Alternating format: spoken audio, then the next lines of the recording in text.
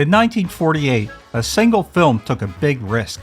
It mixed spine-chilling horror with laugh-out-loud comedy. The success of this daring experiment started a trend that would last for decades. Today, we're taking a look at this film and some of the best horror comedy films that came after. So, get ready to see how filmmakers have turned fear into laughter and why this odd mix of genres has stuck around for over 70 years.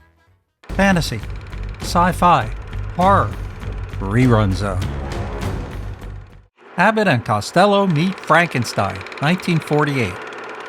Count Dracula sleeps in this coffin, but rises every night at sunset. Universal Pictures wasn't very excited about mixing their classic monsters with comedy. Even Abbott and Costello weren't sure about the script. The movie's production was rough. Director Charles Barton had a hard time keeping the comedy duo on set. They often skipped filming days or played cards instead of working, which was a headache for the director. But sometimes, movie magic happens in weird ways. In one scene, Frankenstein's monster was supposed to throw an actress through a window. Glenn Strange, who played the monster, accidentally broke his foot, but Lon Chaney Jr. quickly stepped in, putting on the monster makeup to finish the scene. When the movie came out, people had different opinions. Some film papers loved it, with The Hollywood Reporter calling it a crazy, giddy show. But not everyone was a fan. Bosley Crowther from the New York Times said it might be painful for people who didn't like Abbott and Costello's style. Funny enough, even though there were doubts about the script and problems during filming, audiences loved it. Lou Costello had said earlier, "You don't think I'll do that crap, do you? My 5-year-old daughter can write something better than that." But the movie's success led to more horror comedy mix-ups, with Abbott and Costello meeting more monsters in future films. The movie's lasting impact was recognized in 2001 when it was added to the National Film Registry, showing it's an important part of film history. Abbott and Costello meet The Invisible Man, 1951. Now, don't give me that invisible stuff again. Honest. And there were footsteps with no feet. And a grip that was unpacking itself. All right, boys, let's go.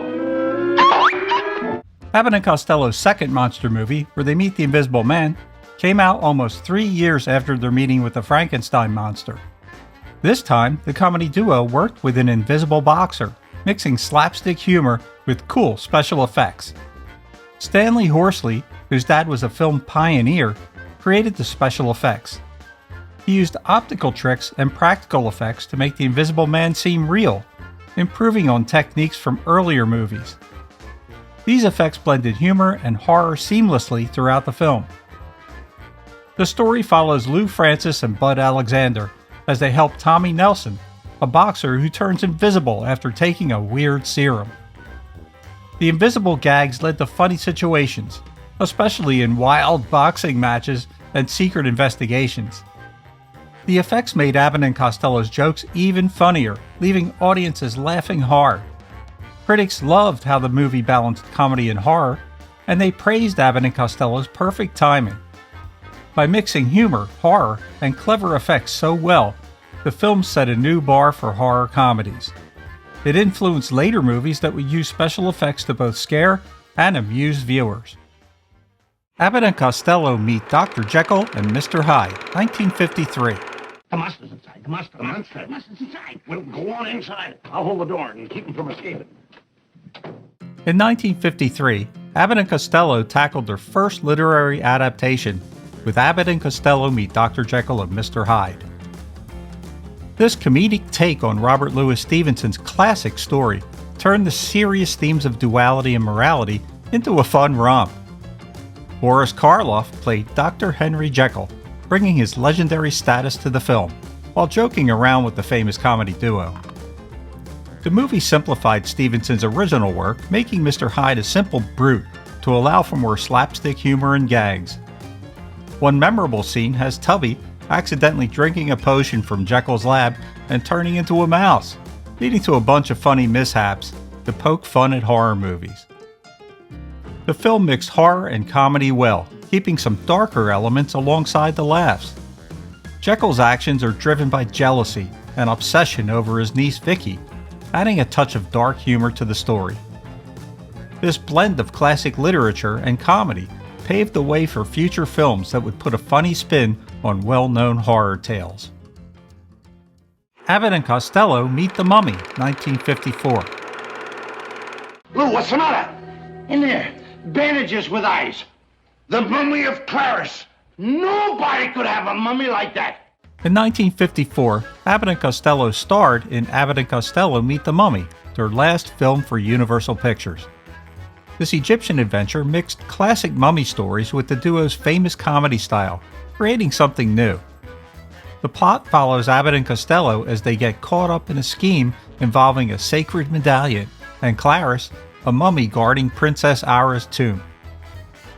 Unlike earlier, scarier mummy films, this one went all in on silly humor. One of the best parts is when Costello accidentally eats a hamburger with the cursed medallion inside, leading to a funny back and forth with Abbott. The movie turned the mummy from something scary into something that caused laughs. Critics had mixed feelings about the film, though, but it showed how horror could be used for comedy. This way of mixing scares and laughs went on to inspire other filmmakers, proving that even old curses could be funny in modern times. The Bowery Boys Meet the Monsters, 1954. You're gonna register his brain potential? Yes. The Bowery Boys were a comedy hit in the 1940s and 50s, famous for their goofy antics and street smarts. In 1954, they tried something new with The Bowery Boys Meet the Monsters, the 24th movie in their series. This time our heroes, Slip and Satch, found themselves in a spooky adventure. The story follows the boys as they try to get an empty lot for kids to play baseball. They end up meeting a weird family that seems right out of a monster movie. There's a crazy scientist, someone who thinks they're a vampire, a person obsessed with robots, and even someone with a plant that eats people. As the boys deal with these oddball characters, they keep up their usual funny stunts. The Bowery Boys Meet the Monsters mixed scary movie stuff with silly humor, and people loved it. Fans got to see their favorite comedians stumble through classic horror scenes. The movie was fun for people who like comedies and those who enjoyed scary films. This movie showed that mixing laughs and scares could work really well together. I Married a Monster from Outer Space, 1958. Bill.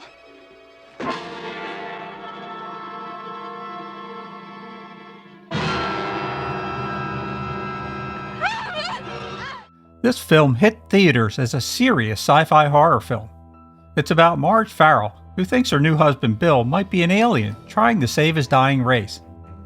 Variety liked it back then, calling it more imaginative than most sci-fi movies. But now, people often laugh at the movie's over-the-top acting and story. The alien husband, who's supposed to be scary, comes off as funny instead. When Marge tries to convince others that Bill's an alien, it's more comical than tense.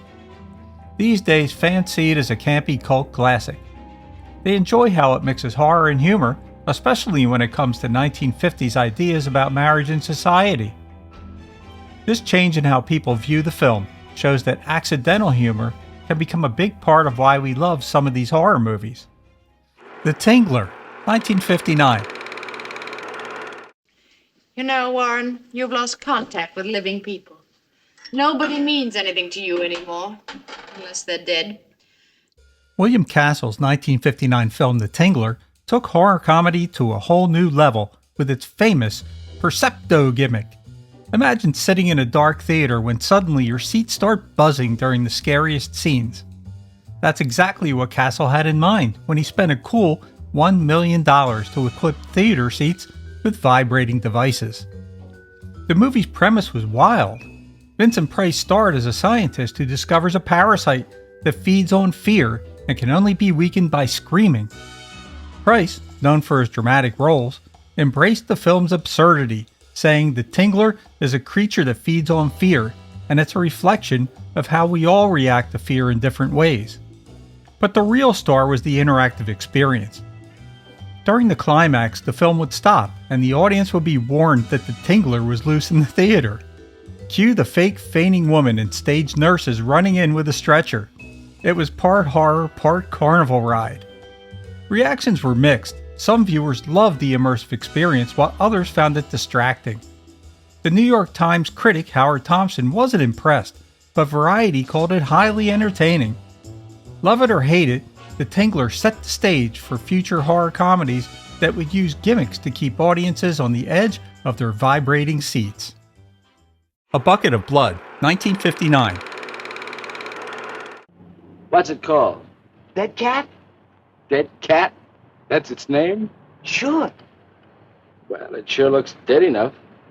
Roger Corman's A Bucket of Blood was a whirlwind production, filmed in just 5 days on a tight $50,000 budget. It tells the story of Walter Paisley, a clumsy busboy who accidentally kills his landlady's cat and turns it into a sculpture. Suddenly praised as an artistic genius, Walter spirals into a dark world of murder for the sake of art. To create their satire of the art world, Corman and scriptwriter Charles B. Griffith dove deep into beatnik culture. They spent nights in coffee houses, soaking up the unique language, mannerisms, and attitudes of the beatniks. They watched the creative posturing, listened to jazz-influenced poetry readings, and felt the vibe of these underground artistic hangouts. This hands-on research helped them capture the spirit of the era's art scene with both accuracy and humor. Over time, the film's clever mix of horror and comedy won it a devoted following. Critics loved its sharp dialogue and tragicomic moments, with the Monthly Film Bulletin praising its particularly adroit execution.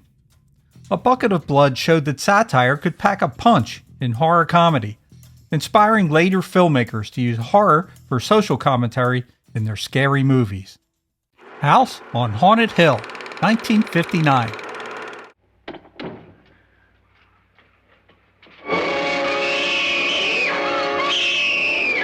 William Castle's House on Haunted Hill mixed horror and comedy with a clever gimmick called emergo.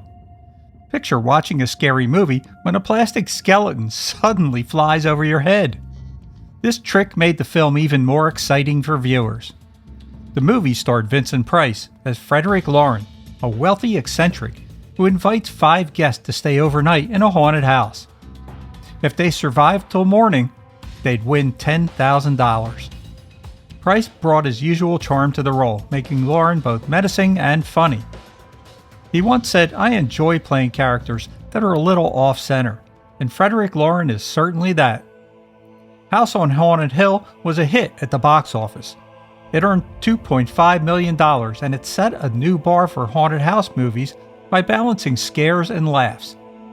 One memorable scene had a skeleton puppet jumping out of an acid vat, perfectly mixing horror and humor. Critics loved the film's campy but engaging story, which became a defining feature of similar movies that followed. The movie showed that big stars could make horror comedies even better. Its success proved that audiences wanted films that could scare and amuse them at the same time. It opened the door for more movies like it in the future.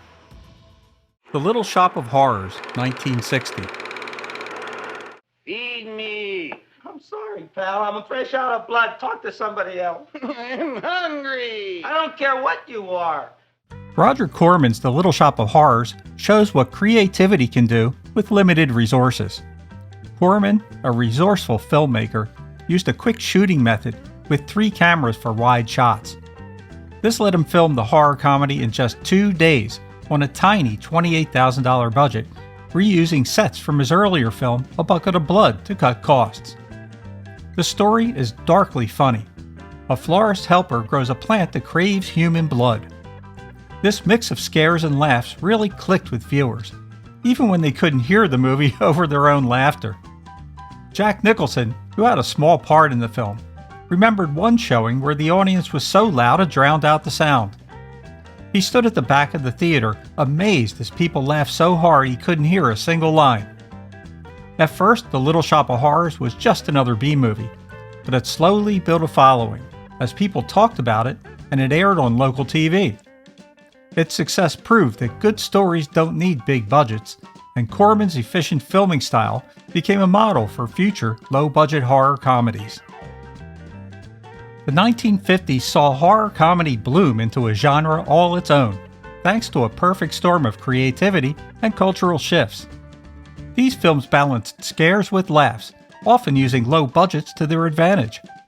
Abbott and Costello's monster meetings, especially Abbott and Costello Meet Frankenstein, set the standard for mixing comedy with classic horror. If you agree or disagree, or if I left out any of your favorite horror comedies, let me know in the comments below. Let's keep the legacy of these great movies alive and not let them fade into obscurity. This is Rich from Rerun Zone. Good night.